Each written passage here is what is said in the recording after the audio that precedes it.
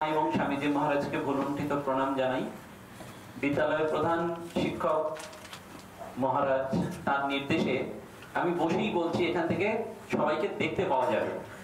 এবং মঞ্চে মহারাজ উপস্থিত রয়েছেন পূজনীয় স্বামী ইষ্টেশানন্দজি মহারাজ, সামনে রয়েছেন পূজনীয় স্বামী তৎপরানন্দজি মহারাজ, অন্যান্য সন্ন্যাসী ব্রহ্মচারী বৃন্দ এবং মাননীয় শ্রী বাপন দাস মহাশয় এবং শ্রী নারায়ণ দাস মহাশয় ও অন্যান্য শিক্ষা জগতের সাথে যুক্ত শিক্ষক বৃন্দ যারা রয়েছেন, শুভানুধ্যায়ী যারা রয়েছেন, আর তোমরা ছাত্ররা যারা এই এনএসএস ক্যাম্পে আজকে অংশগ্রহণ করছো, তাদের প্রত্যেককে যথাযোগ্য স্থানে আমার ভক্তিপূর্ণ প্রণাম, নমস্কার এবং শুভেচ্ছা জ্ঞাপন করছি। আমরা এখানে যে কারণে সমবেত হয়েছি এই বৃষ্টি স্নাত সন্ধ্যায়, তার মুখবন্ধটি পূজনীয় স্বামী ইষ্টেশানন্দজি মহারাজ, আমাদের সন্দীপন মহারাজ খুব সুন্দর করে আমাদের কাছে অবতারণা করেছেন। তাই নতুন করে বলার কোনো অপেক্ষাই নেই যে আমরা কেন এখানে এই উদযাপনে ব্রতী হলাম।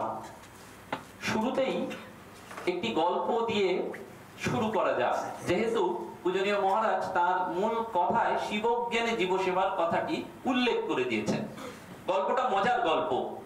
সেটি এরকম যে ক্লাসে কোন একজন শিক্ষক মহাশয় একদিন 70 জন ছাত্রকে বললেন যে দেখ, আজকে তোদের আমি যে বিষয়টা পড়াবো সেটা শিবজ্ঞানে জীবসেবা বলে তিনি নানান রকম উদাহরণ দিয়ে তত্ত্বটা বোঝালেন। বোঝানোর পর বললেন 1 সপ্তাহ সময় দিচ্ছি, ফিল্ড ওয়ার্ক করে আসতে হবে। ফিল্ড ওয়ার্ক মানে একেবারে হাতে কলমে শিবজ্ঞানে জীবসেবা করে আসতে হবে এবং 1 সপ্তাহ বাদে পরীক্ষা নেবো, পরীক্ষায় মার্কস দেবো, কার সব থেকে ভালো হয় কার সব থেকে খারাপ হয়। তো 1 সপ্তাহ বাদে যথারীতি সেই ক্লাসে মাস্টারমশাই এলেন এবং জিজ্ঞাসা করলেন ক্লাসের ভালো ছাত্র রামু, তুই কি করলি? 1 সপ্তাহ ধরে কি সেবা কাজ করলি? রামু বলল, স্যার ক্লাসে তো আমি শুনেছিলাম, তত্ত্ব বুঝেছিলাম, এই প্র্যাকটিক্যাল করতে গিয়ে যেটি আমি করেছি, গর্বের সাথে বলছি স্যার, রাস্তায় একজন বুড়ি দাঁড়িয়েছিলেন, সেই বুড়িকে আমি হাত ধরে এপার থেকে ওপার করেছি। বলো বাহ, খুব ভালো। যদু তুই কি করলি? বলো স্যার, রাস্তায় একজন বুড়ি দাঁড়িয়েছিল, তাকে আমি হাত ধরে এপার থেকে ওপার করলাম। আরে মধু তুই কি করলি? বলো স্যার, রাস্তায় একজন বুড়ি দাঁড়িয়েছিল, তাকে আমি হাত ধরে এপার থেকে ওপার করলাম। ক্লাসে 69 জনই বলছে রাস্তায় একজন বুড়ি দাঁড়িয়েছিল, আমি এপার থেকে ওপার করলাম। 70তম ছাত্র হচ্ছে ভোলা, তার নামটিও ভোলা এবং সে স্বভাবে আচরণেও একটু ভোলে ভালা মতন। তাকে জিজ্ঞেস করলেন, আরে তুই কি করলি? বলো স্যার, আমি একজন বুড়িকে এপার থেকে ওপার করলাম। তখন মাস্টারমশাই খুব দ্বিধায় পড়ে গেলেন, বললেন, ভোলা তোকে সত্যি করে বলতে হবে 70 জন বুড়ি পেলি কোথায়? এই 1 সপ্তাহের মধ্যে 70 জন বুড়ি পেলি কোথায়? তখন ভোলা বলছে, স্যার আমি সত্যিটাই বলছি, আপনি বলেছেন শিবজ্ঞানে জীবসেবার উপর পরীক্ষা নেবেন, মার্কস পেতে হবে, তাই বুড়ি পাইনি। একটা বুড়ি দাঁড়িয়েছিল বাস ধরবে বলে, প্রথম রামু তাকে টানতে টানতে হিড়ির করে এপার থেকে ওপার করলো, কারণ রামুর মাথায় ঘুরছে মার্কস পেতে হবে। যদু বললো, তাহলে রামু যদি মার্কস পায় আমি কেন বাদ যাবো? ওই বুড়িকেই আবার সে টানতে টানতে এপার থেকে ওপার করলো। মধু বললো, রামু আর যদু মার্কস পাবে, আমি পাবো না, তাহলে ওই বুড়িকে আবার সে টানতে টানতে এপার থেকে ওপার করলো। এরকম করে আমরা 70 জনই একটাই বুড়িকে একবার এপার থেকে ওপার করলাম আর ওপার থেকে এপার করলাম, কারণ আমাদের লক্ষ্য ছিল শিবজ্ঞানে জীবসেবার প্র্যাকটিক্যাল করে মার্কসটা পেতে। ভগবান শ্রী রামকৃষ্ণ পরমহংসদেব এই কথাটি দক্ষিণেশ্বরে বলেছিলেন এবং নরেন্দ্রনাথ দত্ত সেদিন শুনেছিলেন। ওই স্বামী মহারাজ যেটি বললেন যে আজকে একটা অদ্ভুত আলো পেলাম। World health organisation WHO website যদি লক্ষ্য করো তাহলে একটি কথা পাবে, ইনফোডেমিক, অর্থাৎ কোনো ভাব এবং আদর্শ যদি যুগোপযোগী হয় তাহলে তার স্থায়িত্ব এবং ব্যাপ্তি অনেক দীর্ঘায়িত হয়। রামকৃষ্ণ মঠ এবং মিশন, তোমরা যে রামকৃষ্ণ মিশন বিদ্যালয়ে পড়তে এসছো, it's a spiritual organisation. Ramakrishna Math এবং মিশন একটি আধ্যাত্মিক প্রতিষ্ঠান। তার মূল কর্মধারাটি স্বামীজি বারবার বলে দিয়েছেন, আত্মনো মোক্ষার্থম জগদ্ধিতায়চ, আত্মমুক্তি হবে জগতের কল্যাণ সাধনের মধ্যে দিয়ে। এবং এই আত্মমুক্তির উপায়টা কি করে হবে? এই যে এনএসএস এর সাথে যখনই আমরা বারবার ভাবি যে এই 7 দিনের ক্যাম্প করলাম, একটু ক্লিনিং করলাম, কিংবা কাউকে খাবার দিলাম, কিংবা ডিকশনারি দিলাম, কিংবা ক্যাম্প হলো, এটাই কি এনএসএস? প্রকৃত সেবাটি কি? সেবা করলে কি হয়? কেনই বা সেবা করব? এটির উৎসমূলে কিন্তু রয়েছে আমাদের এই শিবজ্ঞানে জীবসেবার সার্থক রূপায়ণ। পূজনীয় স্বামী লোকেশ্বরানন্দজি মহারাজকে প্রাণ পুরুষ বলা হয় এই নরেন্দ্রপুর রামকৃষ্ণ মিশনে। পূজনীয় মহারাজ সারা জীবন ধরে মানুষের সাথে ভালো ব্যবহার শুধু করেননি, প্রভূত সেবা কর্ম করে গেছেন। তিনি ছাত্রদের খুব সুন্দর করে বলতেন, যখন ছাত্রদের বিদায় সম্বর্ধনা দেওয়া হতো তখন তিনি একটি দামি কথা বলতেন যে আজকে থেকে তোমরা নরেন্দ্রপুরের বাইরে যাচ্ছ, কিন্তু তোমাদের ভেতরে যেন নরেন্দ্রপুর থেকে যায়। এতদিন তোমরা নরেন্দ্রপুরের ভেতরে ছিলে, কিন্তু এই যে বাইরে গেলেও তোমাদের ভেতরে যেন নরেন্দ্রপুর থেকে যায়। কি করে ভেতরে নরেন্দ্রপুর থেকে যায়? পূজনীয় স্বামী লোকেশ্বরানন্দজি মহারাজ যখন পুরুলিয়ায় ছিলেন, দেওঘরে ছিলেন, এই বিভিন্ন ক্ষেত্রে প্রতিষ্ঠানগুলো, মূলত দেওঘর বিদ্যাপীঠে যখন তিনি ছিলেন তখন সেখানে একজন মুচি থাকতো, ডহরু। সেই মুচির খবরটিও মহারাজ রাখতেন এবং এই মুচির জন্য মহারাজের একটা ফিলিংস ছিল। কেন এই এক্সাম্পলটা দিলাম? স্বামী বিবেকানন্দ দুটি চিঠির কথা খুব সুন্দরভাবে আমাদের স্মরণ করতে হয়। স্বামীজির দুটো চিঠি, যেটিকে পড়লে জানলে আমরা স্বামীজির একটা চিত্র পাই।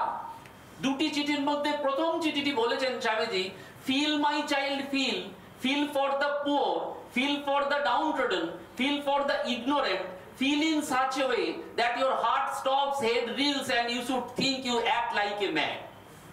এই অজ্ঞ নিপীড়িত শোষিত মানুষগুলোর যন্ত্রণাটা তুমি বোঝার চেষ্টা করো, তাদের জন্য অনুভব করো। সেই জন্য এই রামকৃষ্ণ মিশন প্রাতিষ্ঠানিক ধর্মের ঊর্ধ্বে গিয়ে অনুভবের ধর্মে বিশ্বাস করে। রামকৃষ্ণ মিশনের ধর্মের সোপানের সর্বোচ্চ শিখরে রয়েছে রিলিজিয়ন ইজ রিয়েলাইজেশন। ধর্মটা অনুভবের জায়গা। যে ধর্ম বিধবার চোখের জল মোছাতে পারে না, যে ধর্ম নিরন্নকে অন্ন দেয় না, যে ধর্ম নিরাশ্রয়কে আশ্রয় দিতে পারে না, রামকৃষ্ণ মিশন সেই ধর্ম বিশ্বাস করে না। স্বামীজি সেই ধর্ম বিশ্বাস করেন না। স্বামী বিবেকানন্দের ধর্ম আজকে জগৎ প্রসারী। আজকে আমরা এনএসএসের কথা ভাবছি, কিন্তু এর অনেক আগে গিয়ে ঠাকুর আমাদের এই সেবা যোগের কথা বারবার উল্লেখ করে দিয়ে গেছেন। শুধু করেননি, নিজের জীবনে প্র্যাকটিক্যাল ডেমনস্ট্রেশনটি করে দিয়েছেন। তোমরা সে ঘটনা বহুবার হয়তো শুনেছো, জানো সেই ঘটনা। ঠাকুর যখন যাচ্ছেন সেই বৈদ্যনাথ ধামে মথুর বাবুর সাথে, রাস্তায় দেখলেন ওই একদল মানুষ যাদের ওই ক্লিষ্ট অবস্থা, ছিন্ন বস্ত্র, তাদের দেখেই মথুর বাবুকে বললেন, মথুর, এদের এক মাথা করে তেল দাও, একখান করে কাপড় দাও, একবেলা ভালো করে খাওয়াও। মথুর বাবু বললেন, বাবা, তাতে তো তীর্থযাত্রার খরচ অনেক বেড়ে যাবে, তাহলে তো সব গন্ডগোল হয়ে যাবে। ঠাকুর বললেন, রইল তোমার তীর্থযাত্রা, আগে এদেরকে তুমি সেবা দাও। আজকে এই বক্তৃতার পরম প্রাপ্তি পূজনীয় স্বামী তৎপরানন্দজি মহারাজ আমার হাতে যেটি তুলে দিয়েছেন, সেটি পরম পূজ্যপাদ স্বামী গহনানন্দজি মহারাজের স্বলিখিত চিঠির কিছু সংকলন, মেমেন্টো হিসাবে, স্মারক হিসাবে। এবং সেটি সত্যি সত্যি আসার আগেও ভাবতে পারিনি এরকম ভাবে পাবো। কারণ রামকৃষ্ণ মঠ মিশনের চতুর্দশ সংঘাধ্যক্ষ পূজ্যপাদ শ্রীমৎ স্বামী গহনানন্দজি মহারাজ বেলুর মঠে একদিন সাধু ব্রহ্মচারীদের ডেকে বলেছিলেন, তোমরা কেন সাধু হতে এসেছো? এই একটা কঠিন প্রশ্ন। তোমাকে আমাকে যদি কাউকে জিজ্ঞেস করা হয় আপনারা কেন ফ্যামিলি লাইফ লিড করছেন, এদের যদি জিজ্ঞেস করো কেন তোমরা সাধু হতে এসেছেন, আপনারা কেন সাধু হতে এসেছেন, it's a difficult question. Calculation করে কেউ সংসারে যায় না, ক্যালকুলেশন করে কেউ সাধুও হয় না। তবুও সেই সময় মহারাজ যাদের প্রশ্ন করেছিলেন সেই সমাগত ব্রহ্মচারীরা বললেন কেউ কেউ উঠে, মহারাজ ঈশ্বর দর্শন করব, মহারাজ ব্রহ্মজ্ঞান লাভ করব, মহারাজ মায়া মুক্ত হয়ে যাব। যত বলছেন তত পূজনীয় মহারাজের মুখ ফ্যাকাশে হয়ে যাচ্ছে। একজন সাহস করে জিজ্ঞেস করলেন, মহারাজ আমরা এই 40 জন 42 জন তরতাজা যুবক জগতের সমস্ত প্রলোভন ত্যাগ করে এই আত্মনমোক্ষার্থং জগদ্ধিতায় ব্রতে নিজেদের উৎসর্গ করছি, এতে আপনার আনন্দ হচ্ছে না? কারণ আপনার মুখ তো ফ্যাকাশে হয়ে যাচ্ছে। তখন মহারাজ হেসে একটা কথা বললেন, তোমরা শুধু পেতেই এসেছো, কিছু দিতে আসনি। খানিকক্ষণ থেমে গিয়ে বললেন, spirituality starts not by getting but by giving. আধ্যাত্মিকতা শুরু হয় দেওয়ার মানসিকতা থেকে, পাওয়ার মানসিকতা থেকে নয়। এই যে ঠাকুর বললেন মথুর বাবুকে, এদেরকে দাও, রইল তোমার তীর্থযাত্রা, সেই একই সুর প্রতিধ্বনিত হচ্ছে। মহারাজ বলছেন, তুমি কি পাওয়ার জন্য এসেছো না দেওয়ার জন্য এসেছো? তোমাদের এই এনএসএস প্রতিদিন আমাদের স্মরণ করিয়ে দেয়, there are two kind of lifes, life with values and life with ভ্যালুয়েবলস।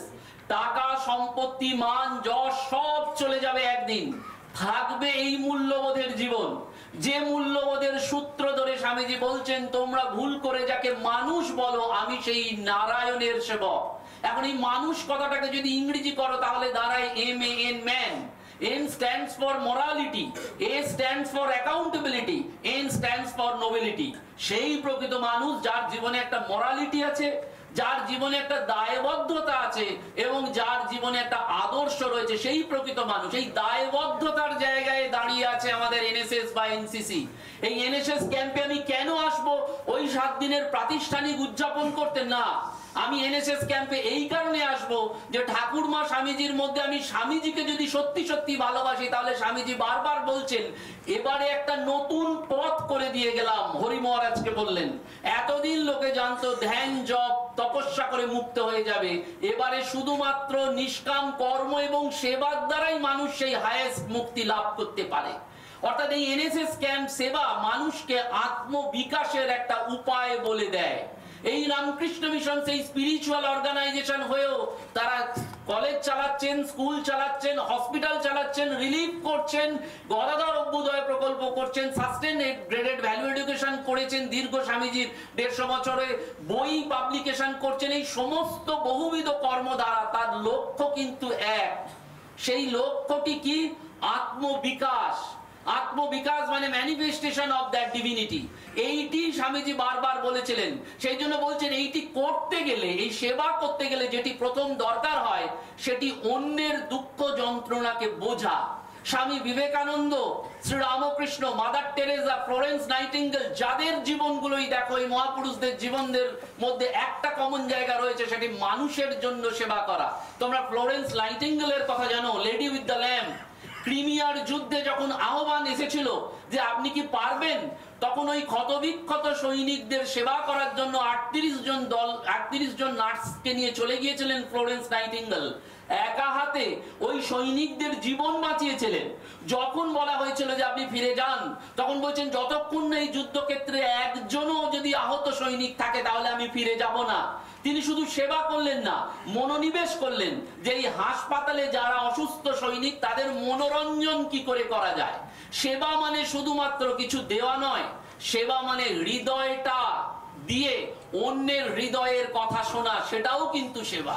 সেই জন্য স্বামীজি বারবার বলছেন যে এই expansion is life, contraction is death. অর্থাৎ হৃদয়টাকে প্রসারণ করতে হবে। সেবা তোমাকে কি দেবে? সেবা তোমাকে দেবে বিশ্বাস, সেবা তোমাকে দেবে পিউরিফিকেশন অফ মাইন্ড, সেবা তোমাকে দেবে এক্সপ্যানশন অফ হার্ট, এবং সেবা তোমাকে দেবে আলটিমেট পার্মানেন্ট পিস, শান্তি এবং আনন্দ। আমাদের এই আনন্দেরও তো ধারা রয়েছে। কোনটাকে আমরা প্লেজার বলি, কোনটাকে আমরা জয় বলি, কোনটাকে আমরা হ্যাপিনেস বলি। এটিও কিন্তু স্থূল ভেদে তার বিভিন্ন রকম ক্রম রয়েছে।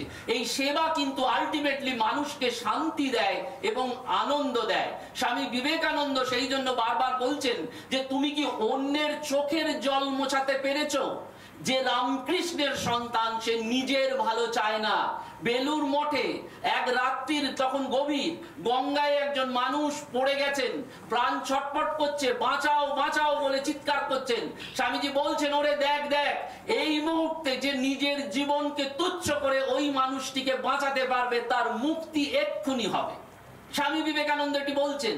ফ্লোরেন্স নাইটিঙ্গেল বলছেন এটি ঈশ্বরের ডাক আমার কাছে ছিল, সেজন্য আমি হাসপাতালে গিয়ে রোগীর সেবার সাথে সাথেই মনোনিবেশ করেছি সেখানকার পরিষ্কার পরিচ্ছন্নতা, সেই হাসপাতালে সেবা কি পদ্ধতিতে হবে এবং আলটিমেটলি এই নার্সিংটা কতটা সুন্দরভাবে দেওয়া যায়।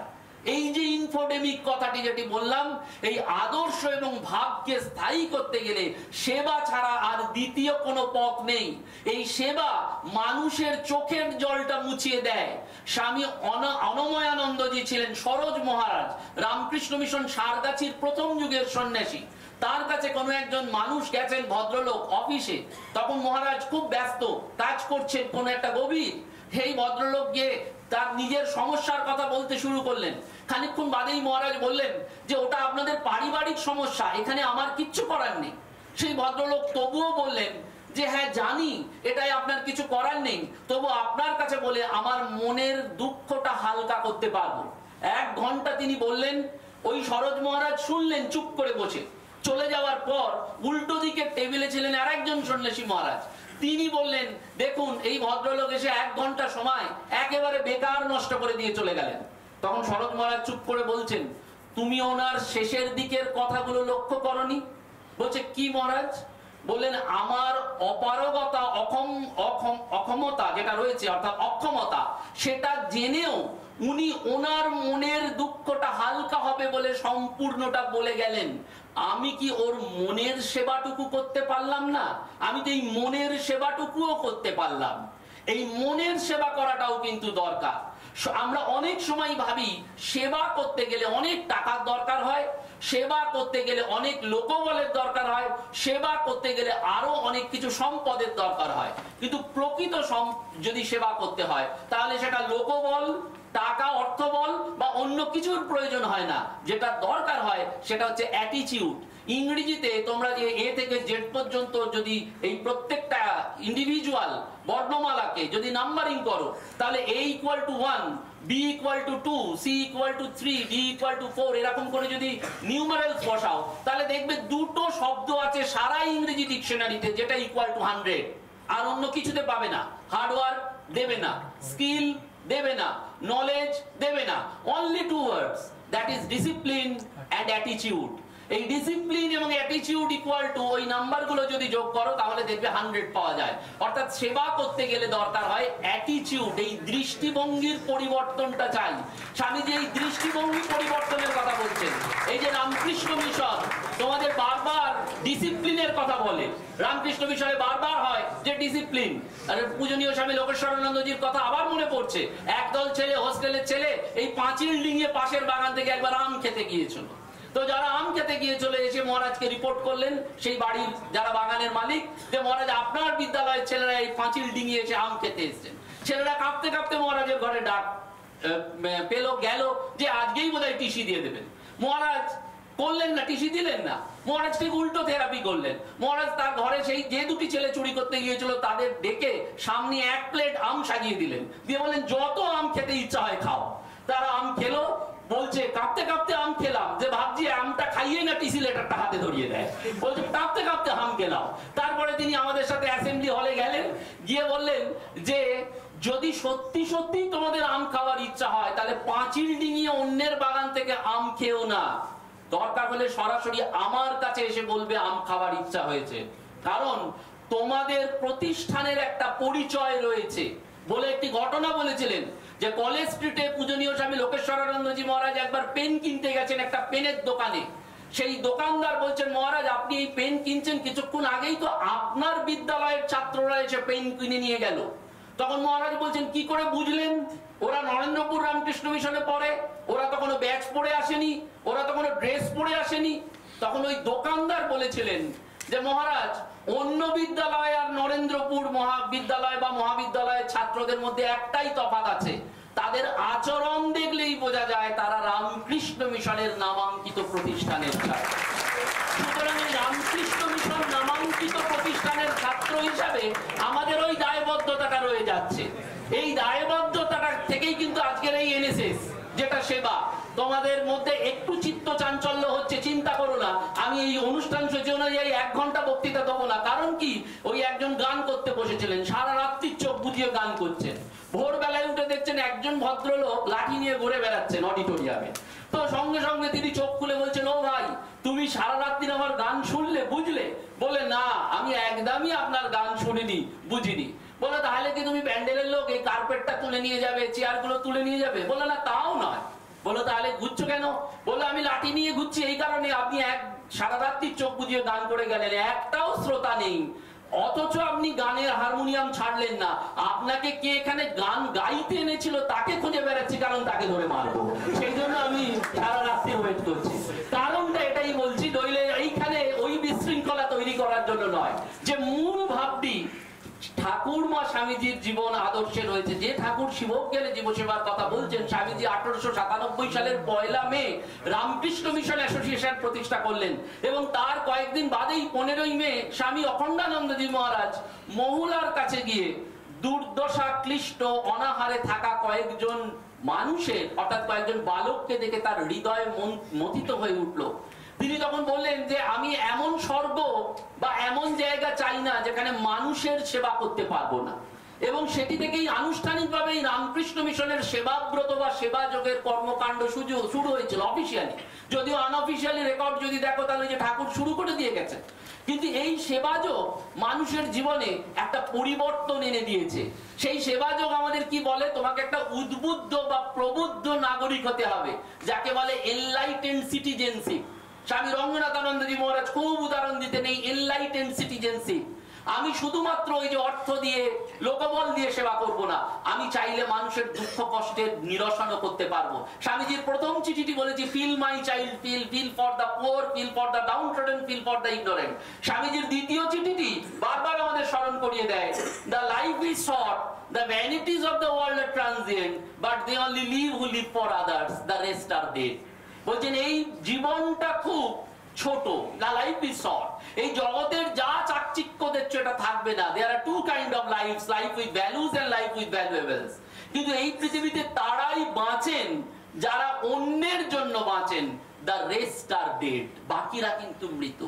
এই পৃথিবীতে সত্যি সত্যি যদি খেয়াল করে দেখো, এই জগতের ইতিহাস কিছু সৎ এবং উদ্যমী, সাহসী এবং পরহিতার্থে জীবন উৎসর্গকারীরই ইতিহাস। এর বাইরে আর কোনো ইতিহাস নেই। রামকৃষ্ণ মিশন এই ইতিহাসের এক দ্যোতক। সেই জন্য ওই ফ্লোরেন্স নাইটিঙ্গেল যখন বলছেন ঈশ্বরের ডাক শুনতে পেরেছি, মাদার টেরেসা যখন কুষ্ঠ রোগীকে সেবা করতেন তখন তাকে জিজ্ঞেস করা হয়েছিল যে আচ্ছা আপনি এই কুষ্ঠ রোগীদের সেবা করেন কি করে, এই গলিত পীড়িত কুষ্ঠ রোগীদের? তখন মাদার টেরেসা বলেছিলেন কোটি টাকা দিলেও আমি সেবা করতে পারতাম না ওই গলিত দুর্গন্ধযুক্ত কুষ্ঠ রোগীদের। ওদের আমরা নিজের আত্মীয় বলে মনে করি, তাই আমার আত্মীয়র কুষ্ঠ হলে যা করার দরকার ছিল আমি ওদের জন্য তাই করি।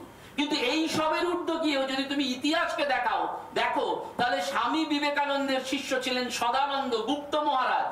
সেই গুপ্ত মহারাজ একবার যখন রাস্তা দিয়ে হাঁটছেন দেখলেন একজন কুষ্ঠ রোগী, গলিত কুষ্ঠ রোগী, তার কৃমি কীট একেবারে জোরে জোরে পড়ছে। তার কাছে গিয়ে সদানন্দজি জিজ্ঞেস করলেন আপনার কি যন্ত্রণা হচ্ছে? বলছে কৃমি কীট গুলো যেন আমাকে কুড়ে কুড়ে খাচ্ছে। সদানন্দজি জানতেন যে কুষ্ঠ হলে সেই জায়গাটা অবশ হয়ে যায়, কোনো বোধ থাকে না, কিন্তু তিনি মনে মনে ভাবতেন যে এই কৃমি কীট গুলো আমাকে কুড়ে কুড়ে খাচ্ছে। সদানন্দজি জিজ্ঞেস করলেন যে কি উপায়ে আমি আপনার এই যন্ত্রণা নিরসন করতে পারি? বলছেন ওগুলোকে যদি কেউ একটু বার করে দেয়। ওই সদানন্দজি, স্বামীজির শিষ্য সদানন্দজি, যিনি বলছেন আমি নরেন দত্তের পিড়িতেতে পড়ে এসেছি, নরেন দত্তের গ্ল্যামার দেখে আসেনি, আমি নরেন দত্তকে ভালোবেসে এসেছি। নরেন দত্ত একমাত্র যে গুরু আমার শিষ্যের জুতো জোড়া বহন করতে পারেন, আমাকে কাঁধে করে বহন করে নিয়ে যেতে পারেন। সেই নরেন দত্তের ভালোবাসা, সেই নরেন দত্তের সেবা ভাব থেকে আসছেন। সেই জন্য বলা হচ্ছে রাজযোগ, ভক্তিযোগ, কর্মযোগ, জ্ঞান যোগের পাশাপাশি সেবা যোগ। অদ্ভুত একটা মেকানিজম, অদ্ভুত একটা মেথড স্বামীজি এবারে সূত্রপাত করে দিয়ে গেলেন। বলছেন ওই শিষ্য সদানন্দজি ওই স্বামীজির ভাবনায় ভাবিত হয়ে তিনি কুষ্ঠ রোগীর ওই গলিত জায়গাটা মুখ দিয়ে চুষতে আরম্ভ করলেন। কৃমিগুলো নিজে খেয়ে নিচ্ছেন আর ওই কুষ্ঠ রোগী আনন্দ পাচ্ছেন, একটু যন্ত্রণা থেকে তিনি আরাম পাচ্ছেন, রিলিফ পাচ্ছেন। অর্থাৎ যেটি এই বলছেন যে সেবা করতে গেলে আমরা তাকে নিজের আত্মীয় বোধে সেবা করি, এই স্বামীজির শিষ্য সদানন্দজি আত্মীয় বোধে সেই সেবাটি করে যাচ্ছেন। এরকম ভুরি ভুরি রামকৃষ্ণ মঠ মিশনের উদাহরণ রয়েছে। তোমরা যদি আমাদের হোম অফ সার্ভিসে কোনোদিন যাও, বেনারসে ছিলেন বনবিহারী বাবা। মহাপুরুষ মহারাজ তাকে শুধু বলেছিলেন তুমি সেবার দ্বারাই মুক্তি লাভ করবে। এই বনবিহারী বাবা স্বামী মুক্তানন্দজি তিনি শুধু একটি কাজই করতেন, ওই সেবাশ্রমে যারাই আসতেন তাদেরকে ড্রেসিং করে দিতেন।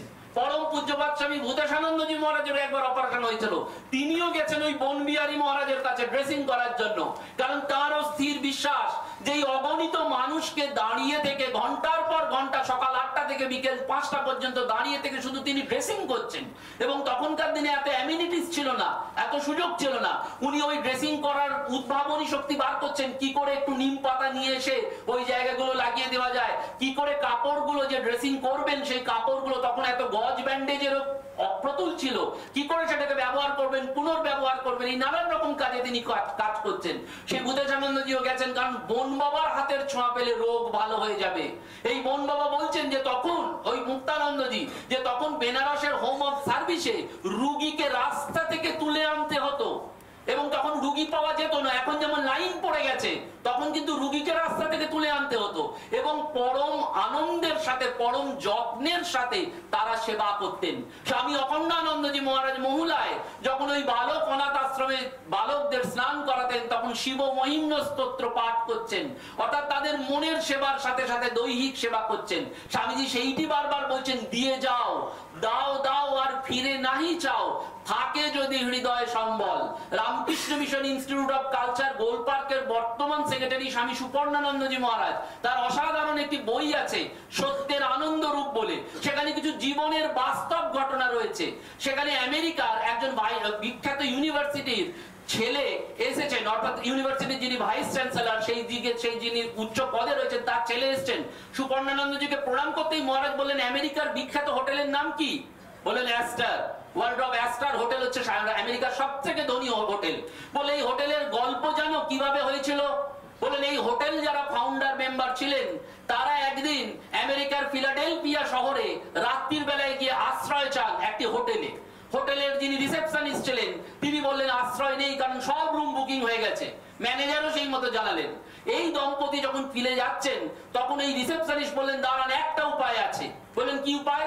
বললেন আজকের রাতটা আমার ঘরটা আমি ছেড়ে দিচ্ছি, আপনারা গিয়ে আমার ঘরে বিশ্রাম নিন। তারা ওই দম্পতি সেই রাতে ওই রিসেপশনিস্টের ঘরে থাকলেন। পরের দিন ভোরবেলায় যখন চলে যাচ্ছেন তখন রিসেপশনিস্টকে কার্ড দিচ্ছেন, মিস্টার বোল্ট যে রিসেপশনিস্ট তাকে কার্ডটা দিচ্ছেন এই অস্কার যিনি ভদ্রলোক, তিনি বলছেন যে এইটি আমার অ্যাড্রেস, তুমি এখানে যাবে। 2 বছর বাদে এয়ার টিকিট এলো এবং তিনি যখন গেলেন দেখলেন ওই অ্যাস্টার ভদ্রলোক বলছেন যে এই 2 বছর সময় লেগেছে, তোমার যে মানসিকতা দেখলাম যে নিজের কষ্টটাকে সহ্য করেও অন্যের মুখে হাসি ফোটানোর জন্য সে রাত্রে তুমি তোমার নিজের ঘরটাও ছেড়ে দিয়েছিলে।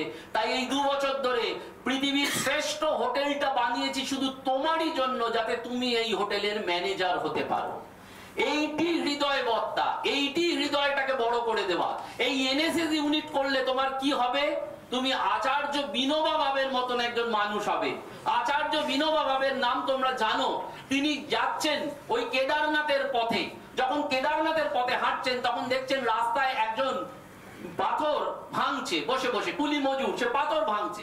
বিনোবা বাবাকে তাকে জিজ্ঞেস করলেন, তুমি কি করছো? বললো আমি পাথর ভাঙছি। বললো কেন করছো? বললো আমার পরিবার এখান থেকে বাঁচবে, তাদের ভরণ পোষণ হবে। আর একটু এগিয়ে গেলেন, দ্বিতীয় জন ওই একই কাজ করছেন। বলে তুমি কেন করছো? বলে আমি এটা দিয়ে পুণ্যবৃত্তি করব, আমার জীবন ধারণ করব। আচার্য বিনোবা ভাবে ভাবতেন এই জন্য এরা কাজ করছে। তৃতীয় জন, সেও ওই একজন কুলি মজুর, সেও পাথর ভাঙছে। তাকে গিয়ে বললেন তুমি কেন করছো?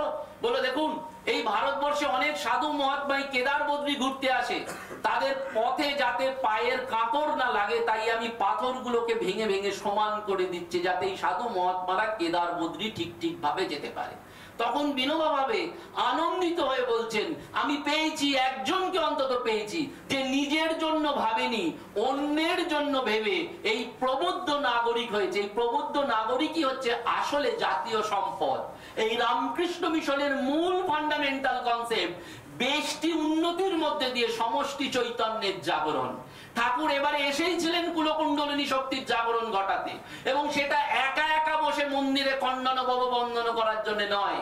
পূজনীয় স্বামী রঙ্গনাথানন্দজি মহারাজ বলতেন, if you close your eyes you can meditate on God, but if you open your eyes what can I do for others, অর্থাৎ আমি অন্যের জন্য কি করতে পারি। এই রামকৃষ্ণ মিশনের সেবা আন্দোলন একটি অত্যন্ত সুচারু কর্মপন্থা, যেখানে ব্যক্তি বিকাশের সাথে সাথে সমষ্টি এবং এট লার্জ স্কেল সারা পৃথিবীর জাগরণের কথা বলে। সেজন্য একের সাধনা করতে হবে, একা একা সাধনা নয়। এই সকলকে মিলে যে থাকার কথা, সকলের সুখ দুঃখকে ভাগ করে নেওয়ার কথা, এটি সার্ভিস অ্যাটিটিউড। এবং এই সার্ভিস অ্যাটিটিউডটা রামকৃষ্ণ মিশনের সুদৃঢ়। স্বামী নির্বাণানন্দজি মহারাজ ছিলেন সূর্যি মহারাজ, যিনি রাজা মহারাজের সেবক ছিলেন। সেবার দ্বারা তিনি ব্রহ্মজ্ঞান লাভ করেছিলেন। তোমরা বুঝতে পারছো, সেবার দ্বারা ব্রহ্মজ্ঞান। ব্রহ্মজ্ঞানী মানে অন্য কিছু নয়, মিরাকেল নয়, অলৌকিক নয়, কোন মাদুলি কবচ পড়িয়ে দেওয়া নয়, ভেলকি দেখানো নয়। ব্রহ্মজ্ঞানী মানে ভেতরটা পড়তে পারা। এই সূর্যি মহারাজ এমনই ব্রহ্মজ্ঞানী ছিলেন যে তিনি মানুষ 2 ঘন্টা বাদে কি করবে সেটা প্রেডিক্ট করে দিতে পারতেন এবং সেটা ফলতো। একেবারে তার বাস্তব উদাহরণ রয়েছে। স্বামী নির্বাণানন্দজি সূর্যি মহারাজ বেলুড় মঠের ভাইস প্রেসিডেন্ট, 80-85 বছরের বয়স তখন। সেই সময় পেলে কলকাতায় খেলতে এসেছেন। তার সেবক ছিলেন জ্ঞান মহারাজ। জ্ঞান মহারাজ সূর্যি মহারাজকে বলছেন, মহারাজ একটা টিভি লাগালে ভালো হয়, আমরা সবাই মিলে খেলা দেখতে পারি। সূর্যি মহারাজ বলছেন, না না, ও ভোগের জিনিস, ও ভোগ এলে ত্যাগ হবে না। জ্ঞান মহারাজ বলছেন, মহারাজ আপনি ব্রহ্মজ্ঞানী, আপনি এখনো বলছেন ভোগের জিনিস, কিন্তু আমরাও তো একটু দেখতে পেতাম। অনেকবার বলার পর সূর্যি মহারাজ বললেন, বেশ, তোমাদের যদি ইচ্ছা হয়, উদ্ধৃতির মধ্যে বলছি, উনি বললেন না আমার ইচ্ছা, বললেন তোমাদের যদি ইচ্ছা হয় তাহলে আমি অনুমতি দিলাম। সঙ্গে সঙ্গে জ্ঞান মহারাজ আমাদের টস কোম্পানি, বিখ্যাত চায়ের দোকানের মালিক, তাকে বললেন, আপনি পারবেন একটা টিভি ইনস্টল করে দিতে? বলে, হ্যাঁ মহারাজ, গুরু সেবা নিশ্চয়ই করতে পারবো। শাস্ত্রে রয়েছে, গুরু সেবা বন্দিয়ার অধীনতা এসে মিলি রঘুরাই। ভগবানকে সেবার দ্বারা পাওয়া যায়, বিশেষ করে গুরু সেবার দ্বারা পাওয়া যায়। তো বলছেন, হ্যাঁ আমি করতে পারবো, এক্ষুনি বসিয়ে দিচ্ছি। টিভিটা বসানো হলো, 3:30টার সময় খেলা শুরু হলো। 3:45 নাগাদ ওই বৃদ্ধ জ্ঞান মহারাজ, ওই সূর্যি মহারাজ হাসতে হাসতে টিভির দিকে তাকিয়ে বলছেন, আজকেই পেলের জীবনের শেষ খেলা, ও আর খেলবে না। সবাই অতটা গুরুত্ব দেননি, সাধু ব্রহ্মচারী যারা ছিলেন তারা খেলা দেখলেন। বিকালে সান্ধ্য আরতি, সন্ধ্যেবেলায় তারা গেলেন। সন্ধ্যে 7টার সময় পেলে প্রেস কনফারেন্স করলো, করে বললো, today I am retiring from my football career. আমি আমার জীবন থেকে আজকে ফুটবল খেলা ছেড়ে দিলাম, এটাই আমার শেষ খেলা ছিল। তখন এদের টনক নড়েছে যে বুড়ো বলছে কি করে 3:45-এ, যেটা 7টায় ঘটবে। দৌড়ে এসছেন তখন সন্ন্যাসীরা, সূর্যি মহারাজকে জিজ্ঞেস করছেন, মহারাজ কি করে এটা সম্ভব হলো? তখন মহারাজ হাসতে হাসতে বলছেন, ওই টিভির কাঁচের মধ্যে দিয়ে পেলের মনটা পড়ে ফেললাম, যে পেলে সন্ধ্যে 7টায় কি বলবে। এই সন্ধ্যে 7টায় কি বলবে সেটা 3:30টায় বলে দিচ্ছেন। It's a not a miracle, it's a true fact. মানুষ সেই জায়গায় যেতে পারে, ব্রহ্মজ্ঞানী পুরুষরা সেটা করতে পারে, এবং রামকৃষ্ণ মিশনই সাচ অর্গানাইজেশন সেটা সদর্পে, শুধু তাই নয়, উইথ এভিডেন্স, উইথ প্রুফ মানুষের কাছে সেটা প্রকাশ করতে পারে। পূজনীয় স্বামী শিবময়ানন্দজি মহারাজ আমাদের সঙ্গের অন্যতম সহসংঘাধ্যক্ষ ছিলেন। তিনি কোভিড প্যান্ডেমিকের 2য় ওয়েভ আসার আগেই নিজে ইমেল করে লিখে দিয়েছিলেন যে এই 2য় ওয়েভে তার শরীর চলে যাবে। এবং রামকৃষ্ণ মিশন সেই প্রতিষ্ঠান যে মহারাজের শরীর চলে যাওয়ার পর তার জীবনী সম্বলিত যে পুস্তিকা, সেই পুস্তিকায় সেই ইমেলের ভার্সনটা অ্যাটাচ করে রয়েছে।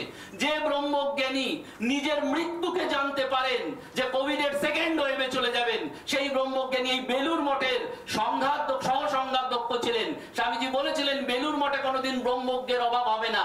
কেন এই প্রস্তাবনা করলাম না, ব্রহ্মজ্ঞান সেবার দ্বারা শুধু লাভ করা যায়। সূর্যি মহারাজ রাজা মহারাজকে সেবা করতেন। রাজা মহারাজ বলছেন যে রাত্রিবেলায় ঘুম থেকে উঠে আমি বাথরুমে যাব, দেখছি আমি ঘুম থেকে ওঠার আগে সূর্যি জেগে বসে আছে। অর্থাৎ রাজা মহারাজ কখন উঠবেন সূর্যি মহারাজ বুঝতে পারছেন। সেই সূর্যি মহারাজ বেনারসে হোম অফ সার্ভিসে সেবা করছেন। ওই রাস্তা থেকে একজন রুগীকে তুলে এনে সেবা করছেন। 3 দিন ধরে সাবু বার্লি খাইয়ে যাচ্ছেন। 3 দিনের মাথায় যখন সাবু বার্লি খাওয়াতে গেছেন, তখন ওই যিনি রুগী তিনি সূর্যি মহারাজের গালে একটা চড় মেরে দিয়েছেন। দেখো, সেবা করছেন ইনি, আর উনি রোগী, উনি 3 দিন সেবা নিচ্ছেন, তারপরে চড় মারলেন। সূর্যি মহারাজ কিন্তু ডিস্টার্ব হলেন না, তিনি বেরিয়ে গেলেন। বেরিয়ে গিয়ে রাস্তায় দেখছেন যে ওই রোগী যে ভাষায় কথা বলে সেরকম একজন লোককে ধরে আনতে হবে। সেই ভাষার একজন লোককে পেলেন, নিয়ে এলেন। নিয়ে এসে ওই রোগী কি বলতে চাইছে সেটা বুঝতে চাইলেন, কারণ রোগী যে ভাষায় কথা বলছিল সূর্যি মহারাজ সেটা বুঝতে পারছিলেন না। রোগী একটি অন্য প্রদেশের রোগী ছিল এবং সে ওই ভাষায় কথা বলছে। তখন তাকে ওই ইন্টারপ্রেটারের মতন ওই ভদ্রলোক বুঝিয়ে দিলেন যে 3 দিন সাবু বার্লি খেয়ে খেয়ে তার মুখে অরুচি রয়ে গেছে বা লেগে গেছে, সেজন্য সে আর সাবু বার্লি খেতে চাইছে না, তাই সে সূর্যি মহারাজকে মেরেছে। কিন্তু সূর্যি মহারাজ সেই সেবা করতে গিয়ে ওই মারটা হজম করলেন। রামকৃষ্ণ মিশনের ইতিহাসে যদি সেবা কর্মকাণ্ডের উৎসমকে দেখো, তাহলে তারাই শিবজ্ঞানী জীবসেবা ট্রু অর্থেই করছেন, মানুষের মধ্যে প্রকৃত নারায়ণকে দেখছেন।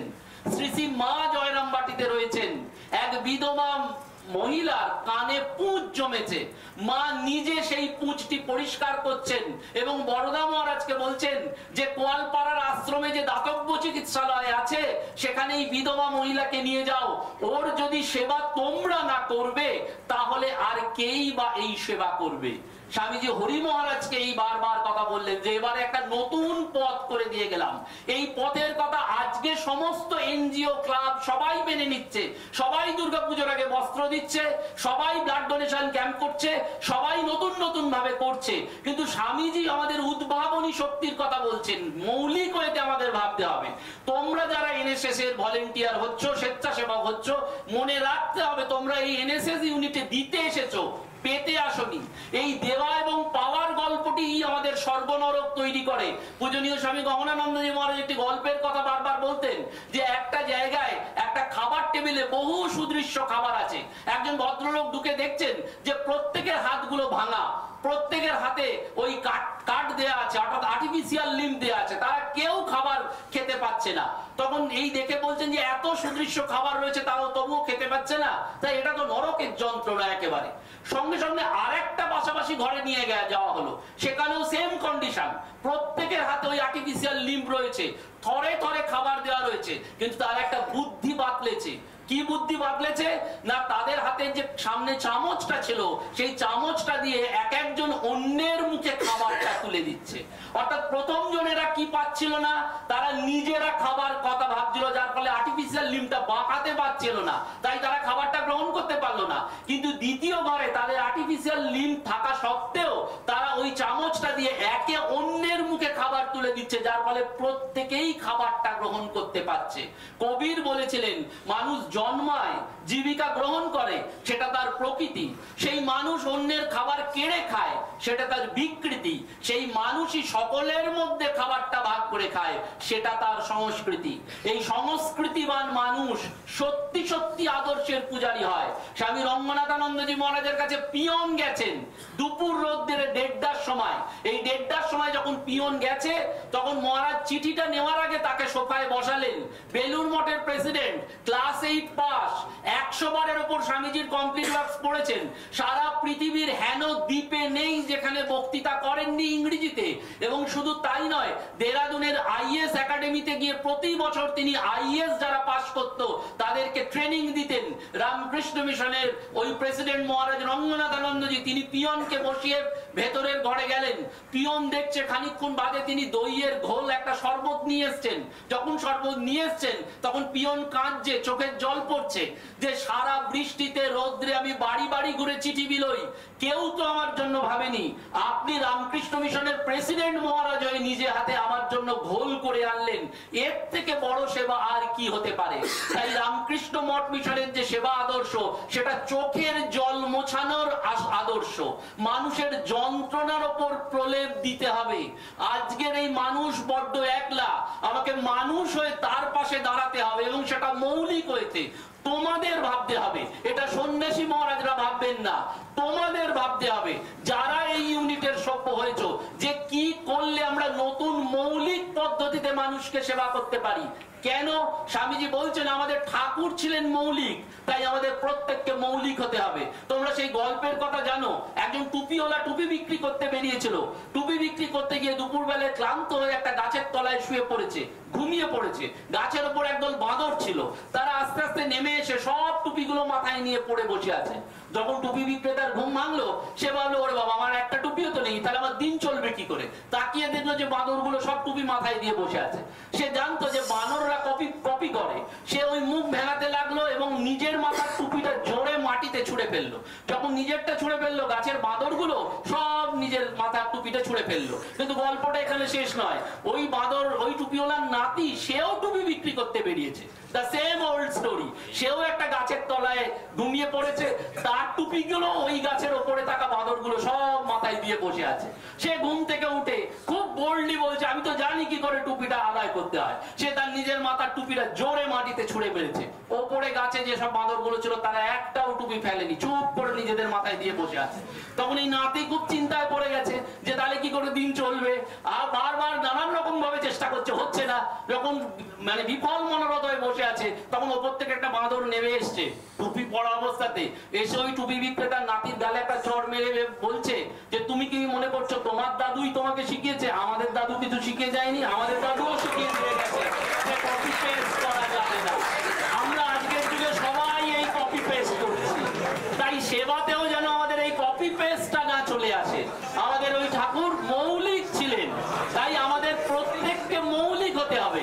এবং এই মৌলিকটা কিরকম জানো, এই রামকৃষ্ণ মিশনের সেবা কর্মকাণ্ড কতটা স্ট্রং। স্বামী দয়ানন্দজি ছিলেন আমাদের রামকৃষ্ণ মিশন সেবা প্রতিষ্ঠানের রূপকার। তো এই দয়ানন্দজি মহারাজ তিনি প্রতিদিন ওই ওয়ার্ডে ঘুরতেন, ওয়ার্ডে ঘুরে ঘুরে প্রত্যেককে জিজ্ঞেস করতেন যে কার কোথায় কি সমস্যা আছে।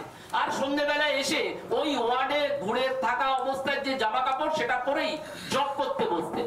তো দয়ানন্দজি সঙ্গে সঙ্গে আর একজন সন্ন্যাসীও ঘুরতেন, কিন্তু তিনি এসে ভালো করে স্নান করতেন, একটু পিউরিফাই হতেন, তারপরে জব করতে বসতেন। কিন্তু তার মনে একটা দ্বন্দ্ব থাকতো যে দয়ানন্দজি তো এরম করেন আর আমিও এরম করি, এই তফাৎটা কেন? একদিন দয়ানন্দজিকে জিজ্ঞেস করলেন যে আচ্ছা মহারাজ, আপনি তো কই জামা কাপড় পরিবর্তন করেন না, হাত পা ধোন না, এসেই জব করতে বসে পড়েন, আর আমি তো এসে স্নান করি, ভালো করে পিউরিফাই হই, তারপরে জব করতে বসি, কেন এরম হয়? তখন দয়ানন্দজি অদ্ভুত একটি কথা বলেছিলেন। বলেছিলেন বেলুর মঠে ঠাকুরকে প্রণাম করে আসার পর তুমি কি আর জামা কাপড় পরিবর্তন করো? সেই সন্ন্যাসী বলছেন না মহারাজ। বলছেন শ্রী শ্রী মাকে দেখে আসার পর তুমি কি আর গঙ্গা স্নান করতে যাও? বলছে না মহারাজ। বলছে তাহলে এই হসপিটালের বেডে যারা শুয়ে আছে তারা প্রত্যেকে জীবন্ত শ্রী রামকৃষ্ণ, জীবন্ত মা শারদা, তাদেরকে দর্শন করে আসার পর আর জামা কাপড়ও পরিবর্তন করতে হয় না, স্নানও করতে হয় না। বলছেন শিবজ্ঞানে জীব সেবার মর্মার্থটা যদি বুঝতে হয়, এই যে সার্ভিস করছি আমরা, বারবার বলছি, এর আসল মিনিংটা ঠাকুর বলছেন মানুষকে নারায়ণ জ্ঞানে তুমি দাও, শ্রিয়াদেয়ম, শ্রিয়াদেয়ম বারবার বলছেন শ্রদ্ধার সাথে দাও। You cannot help others, you can only serve others. এইটি রামকৃষ্ণ মিশনের ভাব। এই জন্য স্বামীজি সেবাকে সেবার মধ্যে সীমাবদ্ধ করেননি, বলছেন সেবা মানে পুজো। সেই জন্য এনএসএস ইউনিটের শুরুতে আমরা মাকে পুজো করে এলাম। এই যে বক্তৃতা, এই যে ব্লাড ডোনেশন ক্যাম্প হবে, এই যে তোমরা যাবে বস্তিতে বস্তিতে বা রাস্তা পরিষ্কার করবে, প্রত্যেকটা কাজের মধ্যে রয়েছে একটা পুজো ভাবনা। এই পুজোটা যদি সত্যি সত্যি করতে পারো তাহলে জীবনটা একদিন বড় হবে, শুধু নয় জীবনটা একদিন আলোকিত হয়ে যাবে। সুধামূর্তি তোমরা জানো ইনফোসিসের কর্ণধারের স্ত্রী ছিলেন। সেই সুধামূর্তি রোজ দেখতেন ছোটবেলায় যে তার বাড়িতে দুটো ধানের গোলা ছিল, একটা ধানের গোলায় উৎকৃষ্ট মানের ধান থাকতো আর আরেকটা ধানের গোলায় নিকৃষ্ট মানের ধান থাকতো। সুধামূর্তি দেখতেন ছোট থেকে যে বাড়িতে যখনই কেউ অতিথি অভ্যাগত আসতো সঙ্গে সঙ্গে ওই উৎকৃষ্ট ধানের গোলার চাল দিয়ে তার ভাত রান্না হতো, আর বাড়ির সবাই ওই নিকৃষ্ট মানের চালটা খেতেন। তো একদিন ঠাকুমাকে জিজ্ঞেস করলেন যে কেন এরকম হয়? তখন ঠাকুমা বললেন জেনে রেখো, তুমি যখন কাউকে কিছু নিবেদন করো তখন সেই বেস্ট জিনিসটাই দাও। অতিথি যখন আমাদের বাড়িতে আসে তারা অতিথি নয়, তারা প্রত্যেকে একজন ঈশ্বরের প্রতিরূপ। তাই ঈশ্বরের প্রতিরূপ মনে করে তাদের উৎকৃষ্ট জিনিসটাই দিতে হবে। এইটি সেবা ভাবনার মূল। তুমি যাকে আজকে পাচ্ছ সামনে, মনে রেখো it's a great opportunity to us to serve them. আমাদের একটা সুযোগ ভগবান করে দিচ্ছেন। জীবনে এই সুযোগ আসে না। অনেক অর্থ অনেক টাকা থাকলেও মানুষ সেবা করতে পারে না। সেবা প্রতিষ্ঠানে একজন ভদ্রলোক বাড়িটা দেবেন বলেছিলেন, তার পুরো বাড়িটা দিয়ে দেবেন বলেছিলেন। 6 মাস কেটে গেল, সেই ভদ্রলোকের শরীর চলে গেল। যখন যিনি মধ্যস্থতা করেছিলেন তিনি তখন স্বামী গহনানন্দজি মহারাজকে বললেন, মহারাজ ওর আর বাড়ি দেওয়া হলো না, কারণ উনি 6 মাস হয়ে গেল দেবেন করেছিলেন, কিন্তু আলটিমেটলি উনি মারা গেছেন। তখন পূজনীয় মহারাজ হেসে একটা কথা বলেছিলেন, ঠাকুর সকলের সেবা গ্রহণ করেন না, ঠাকুর যার যার চান সে থেকেই সেবাটা গ্রহণ করেন। সেই জন্য আমাদের বারবার মনে রাখতে হবে উই আর ব্লেসেড এনাফ। এবং এই সেবা করতে গেলে আর একটা জিনিস খুব মারাত্মক আসে, সেটা অহংকার, অর্থাৎ আমিত্ব, কর্তৃত্ব বুদ্ধিতে একটা সেবা করা। এইটা আমাদের একটা ইগো চলে আসে যে আমি এত সেবা করলাম, এত জপ করলাম, এত মানুষের দুঃখ যন্ত্রণা মুছিয়ে দিলাম। মনে রাখতে হবে এই অহংকারটি যদি আসে তাহলে সর্বনাশ। অতি দর্পে হতা লঙ্কা, অতি মানে চ কৌরবা। লঙ্কার পতন হয়েছিল, রাবণের পতন হয়েছিল একটাই কারণে, ওই দর্প এবং অহংকারের জন্য। সেই জন্য এই দর্প এবং অহংকার শূন্য হয়ে সম্পূর্ণ নিষ্কাম হয়ে আমরা যদি সেবা সেবা করতে পারি তাহলে আমাদের জীবনটা সুন্দর হবে, আর অন্য কোনো বেনিফিট নেই। সেই জন্য স্বামীজি এই নতুন পথটা করে দিয়ে গেলেন। এবং রামকৃষ্ণ মিশনের ইতিহাসে যত এই সেবা আন্দোলন দেখবে, যত এই সেবামূলক ঘটনা পাবে, তার মধ্যে ওই একটি রয়েছে, তুমি কি দিতে পারো, তুমি কি গ্রহণ করতে পারো নয়। আইনস্টাইন বলছেন, দিনের বা সারাদিনে আমি 1000 বার নিজেকে ভাবি যে আমি যে খাবারটা খাচ্ছি সেটা ওই চাষি চাষ করছে বলে খেতে পারি, আমি যে পড়াশোনাটা শিখছি সেটা শিক্ষক মশাই পড়াচ্ছেন বলে আমরা পড়তে পারি, আমি যে জামা কাপড়টা পরে আছি সেটা তাঁতি তাঁত বুনছে বলে করতে পারি। মনে করো শিক্ষক মশাই বললেন বেতনের দরকার নেই, সমস্ত শিক্ষক মশাইরা বয়কট করলেন আমরা পড়াবো না, সমস্ত চাষি বললেন আমরা ধান চাল বিক্রি করব না, সমস্ত তাঁতি বললেন আমরা তাঁত বুনবো না, আমাদের দরকার নেই, তাহলে সভ্যতাটা স্তব্ধ হয়ে যাবে। আইনস্টাইন বলছেন যে বিনিময়ে আমি এদের জন্য কি করতে পারি। 1000 times a day I remind myself, বলছেন আমি প্রত্যেক মুহূর্তে নিজেকে বারবার এই জায়গায় আত্মবিশ্লেষণ করি। সেই জন্য সেবা করলে এই আত্মবিশ্লেষণটা আসে।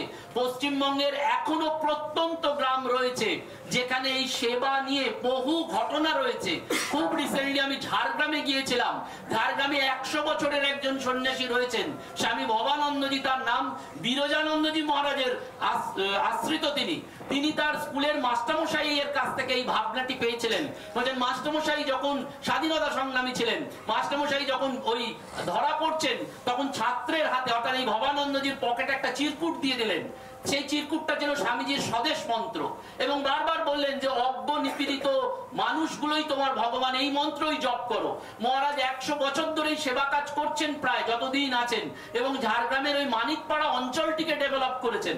তাকে আমি প্রশ্ন করেছিলাম সেবা করে কি পেলেন, একটাই উত্তর দিয়েছেন, একটাই শব্দ, বিশ্বাস। সেবা করলে বিশ্বাসটা বাড়ে। এই সেবা আমাদের আসলে এই বিশ্বাসটা এনে দেয়, ফেতের জন্ম দেয়, যে বিশ্বাস আমাদের জীবনের অনুপ্রেরণা হিসাবে, আমাদের জীবনের চালিকা শক্তি হিসাবে কাজ করে।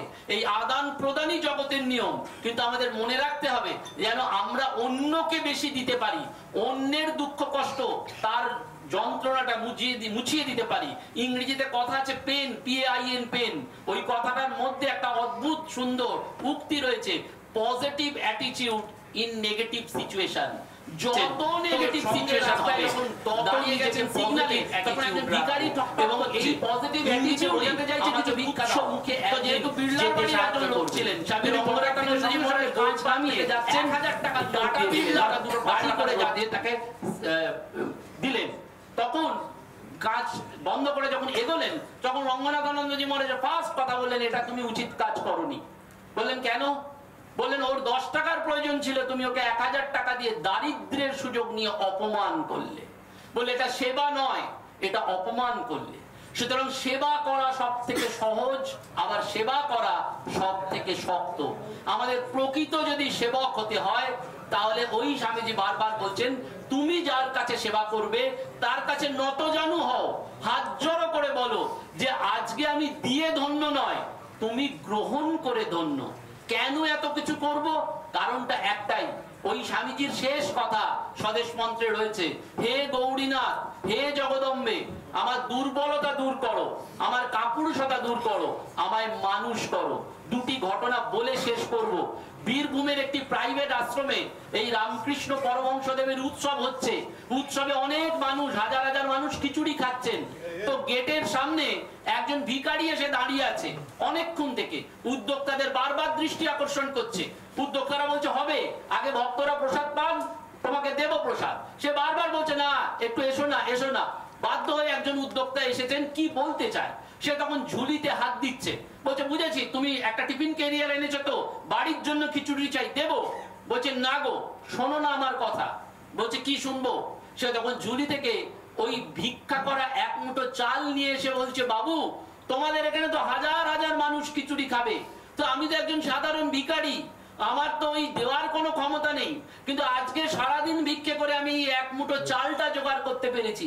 যদি এই বৃহতের সেবায় এই এক মুঠো চালটা তুমি নিবেদন করে দাও, তাহলে আমারও তো এই কাজে একটু সেবা করা হবে।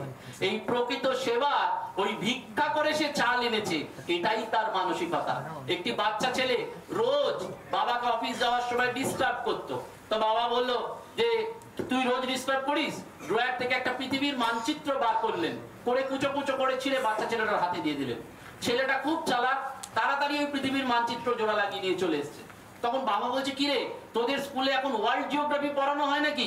তুই দেখছি তো এশিয়া, ইউরোপ, আফ্রিকা সব জানিস। তখন ছেলেটা বলছে, না বাবা, এই পৃথিবীর মানচিত্রের উল্টো দিকে একটা মানুষের ছবি ছিল। যখন পৃথিবীটাকে কুচো কুচো করে ছিঁড়ে দিয়েছ, মানুষটার হাত পা চোখ মুখ এদিক ওদিক হয়ে গেছে। আমি পৃথিবী জানি না, কিন্তু আমি মানুষটাকে জানি।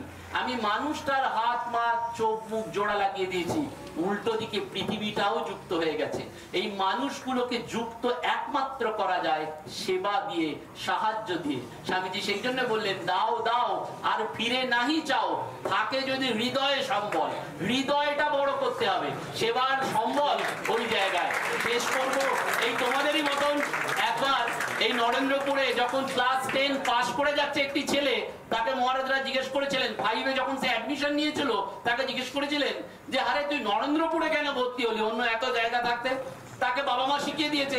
সে বলছে মানুষ হতে চাই, মানুষ হতে চাই। প্রত্যেকবারে সে পাস করে, আর মহারাজরা বলেন কেন নরেন্দ্রপুরে ভর্তি হলি? সে বলছে মানুষ হবো বলে, মানুষ হবো বলে। তো যখন ক্লাস 10 পাস করে যাচ্ছে, তখন মহারাজরা তাকে ধরেছেন, বলছেন আজকে মাইক্রোফোনে বলতেই হবে যে নরেন্দ্রপুরে এসে তুই কত বড় মানুষ হলি। তখন সেই বাচ্চা ছেলেটা যে ক্লাস 10 পাস করছে, সে মাইক্রোফোনের সামনে দাঁড়িয়ে বলছে যে নরেন্দ্রপুর রামকৃষ্ণ মিশনে এসে আমি কত বড় মানুষ হয়েছি জানি না, কিন্তু 3 জন ভালো মানুষের সন্ধান পেয়েছি। সেই 3 জন ভালো মানুষ হচ্ছেন শ্রী রামকৃষ্ণ, মা শারদা এবং স্বামী বিবেকানন্দ।